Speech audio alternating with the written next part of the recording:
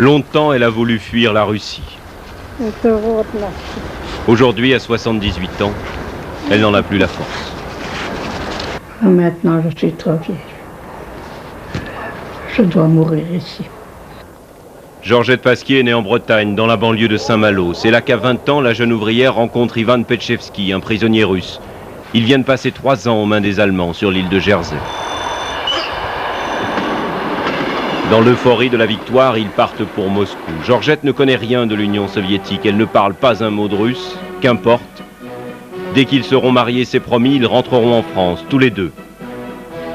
Mais Staline, entre-temps, referme à double tour les frontières de l'URSS. Je ne voulais pas rester ici.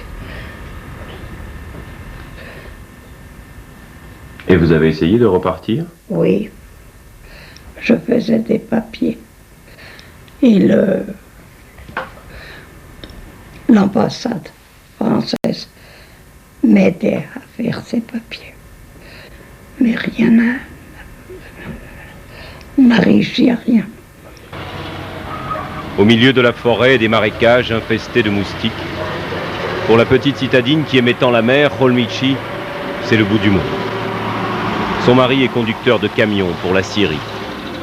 Dans le village, la présence de l'étrangère d'abord surprend. Et puis, peu à peu, on s'habitue. То, что она по национальности французенка, ну а как здесь уже, как местная, считаем, что обрусевший человек. Мы относились к ней, какая разница, что к русской, что к такой. А может даже она лучше другой русской. Georgette et Ivan auront 3 enfants, une fille et 2 garçons. Ça, c'était ma petite fille. Le cadet handicapé vit toujours avec elle. Et j'ai mon petit garçon. Au milieu des années 60, puis une nouvelle fois, une dizaine d'années plus tard, Georgette obtient enfin le droit d'aller rendre visite à sa famille. À condition toutefois que seul son plus jeune fils l'accompagne.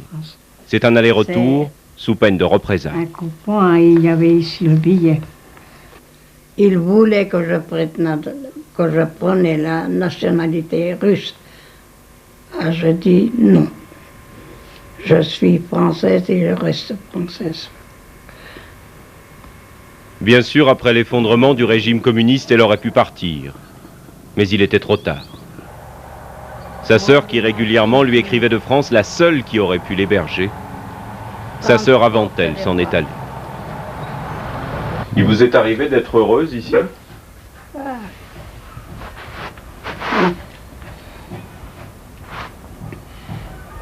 Je dis c'est la plus grande bêtise de ma vie. Quand on est jeune, on fait des bêtises. À l'automne de sa vie, Georgette ne sort plus guère de sa maison de bois que pour se rendre au cimetière.